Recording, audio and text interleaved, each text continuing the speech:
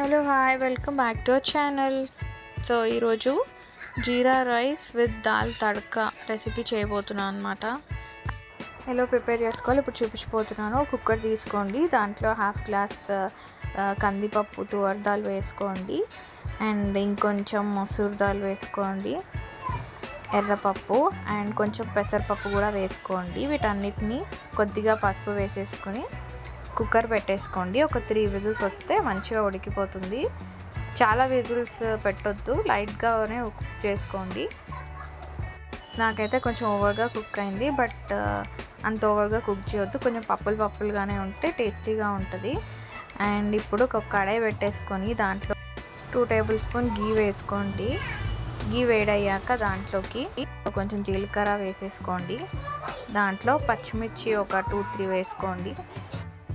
ఒక చిన్న medium size onion కూడా కట్ చేసుకొని వేసుకోండి. మంచిగా ఫ్రై చేసుకొని కొంచెం పసుపు కూడా వేసేసుకోండి.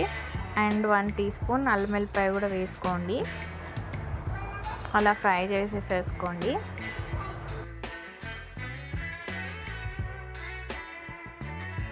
సో ఇప్పుడు దీంట్లో ఒక 2 టమాటోస్ సన్నగా కట్ చేసేసుకొని వేసేసుకోండి. టమాటోస్ సాఫ్ట్ అయ్యే వరకు మంచిగా కుక్ చేసుకోండి. ఒక 5 to 10 మినిట్స్ పడుతుంది టమాటోస్ కుక్ అవ్వడానికి. దీంట్లో కొద్దిగా సాల్ట్ కూడా వేసుకొని మంచిగా టమాటోస్ స్మూత్ అయ్యే వరకు కుక్ చేసుకోండి.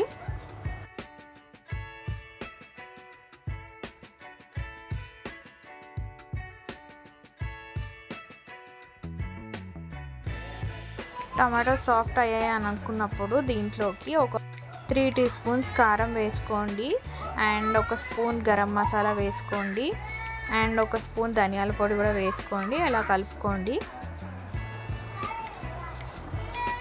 చక్కగా అలా కుక్ చేసుకోండి. సో నేను గరం మసాలా కూడా వేస్తున్నాను, కొంచెం ఎక్కువ కావాలంటే ఎక్కువ కూడా వేసుకోవచ్చు. అలా మంచిగా కుక్ అయ్యింది అని అనిపించినప్పుడు దీంట్లోకి మనం ఆల్రెడీ బాయిల్ చేసుకున్న పప్పును వేసేసుకోవాలి. సన్నటి ఫ్లేమ్ మీద అలా పప్పును వేసేసుకొని కుక్ చేసుకోండి.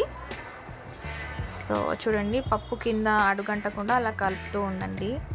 ఒక 10 to 15 మినిట్స్ తర్వాత పప్పు మసిలిందని అనుకున్నాక దీంట్లో కస్తూరి మేతిని ఇలా క్రష్ చేసి వేసుకోండి. ఇది టేస్ట్ చాలా బాగుంటుంది పప్పులోకి. ఇప్పుడు మన దాల్ అయితే రెడీ అయింది. దీనికి తడక అయితే చాలా ఇంపార్టెంట్. సో తడక కోసం ఖచ్చితంగా మీరు గీనే వాడాలి. ఇలా ఒక టేబుల్ స్పూన్ నెయ్యి వేసేసుకొని దాంట్లో జీలకర్ర వేసుకోండి, ఎండుమిర్చి కూడా వేసేసుకొని కొద్దిగా కారం కూడా వేసుకోండి. అలా కారం వేసేసుకొని ఇప్పుడు ఈ తడకాని మనము బాయిల్ అవుతున్న పప్పులో వేసుకోవాలన్నమాట. సో ఈ దాల్లో ఇలా తడకా వేసేసుకుంటే మన దాల్ తడక అయితే రెడీ అయిపోయింది. సో దీనికి మంచి కాంబినేషన్ వచ్చేసి జీరా రైస్. సో అది ఎలా చేసుకోవాలనేది మీకు ఇప్పుడు చూపిస్తాను. సో చూసేయండి. సో ఈ దాల్ తడకాకి మనం ఆయిల్ బదులు ఓన్లీ నెయ్యి వేసుకుంటే టేస్ట్ అయితే చాలా బాగుంటుంది. దీంట్లో పైనుంచి కొత్తిమీర కూడా వేసేసి మంచిగా గార్నిష్ చేసేసుకోండి. తినడానికి అయితే చాలా బాగుంటుంది. అండ్ ఇది వచ్చేసి జీరా రైస్. ఇది కూడా చాలా సింపుల్, ఎలా చేయాలో మీకు చూపిస్తాను. సో సేమ్ యాజ్ ఇట్ ఈస్గా చేసేసుకోండి, చాలా సూపర్గా ఉంటుంది. సో ముందుగా ఒక 1 గ్లాస్ రైస్ తీసుకున్నాను. దాంట్లో ఇలా 4 పచ్చిమిర్చి వేసుకున్నాను స్లిట్ చేసి, అండ్ 4 ఇలాచీ లవంగాలు వేసేసుకున్నాను, ఒక చెక్క కూడా. సో జీలకర్ర కూడా దీంట్లో వేసుకోవాలన్నమాట. అది ఇలాచీ, బ్లాక్ ఇలాచీ. సో ఇదంతా వేసేసుకుని స్టవ్ పైన అలా 80% వరకు బాయిల్ చేసుకోవాలి మనము. దీంట్లో కొద్దిగా గీ కూడా వాడుతున్నాను నేను. టేస్ట్కి అయితే చాలా బాగుంటుంది గీ వేసుకుంటే. సో ఇప్పుడు రైస్ని ఇలా ఇంతవరకు అయితే కుక్ చేసుకోవాలి. రైస్ని కుక్ చేసేసుకొని ఆ వాటర్ని తీసేసుకోవాలన్నమాట. ఒక స్ట్రెయినర్లో ఇలా వాటర్ అంతా స్ట్రెయిన్ చేసేసుకోవాలి.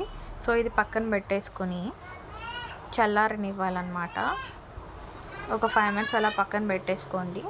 సో నెక్స్ట్ ఇంకో కడాయి తీసుకొని దాంట్లో కూడా గీ వేసుకోండి. గీ అయితే కంపల్సరీ దీనికి. గీ వేడయ్యాక ఇలా జీలకర్ర వేసుకోండి. మనం జీరా రైస్ చేస్తున్నాం కాబట్టి కొద్దిగా ఎక్కువనే జీలకర్ర పడుతుంది. ఒక బగారా ఆకు కూడా దీంట్లో వేసేసుకోండి.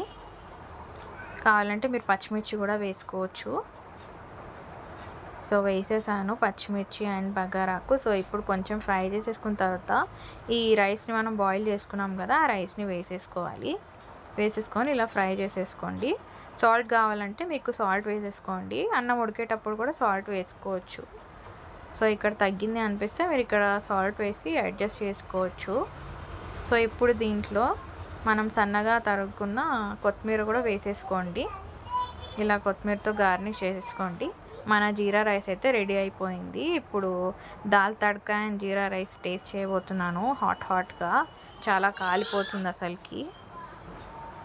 సో స్మెల్ అయితే చాలా సూపర్గా వస్తుంది. టేస్ట్ చూసి ఎలా ఉందో చెప్తాను.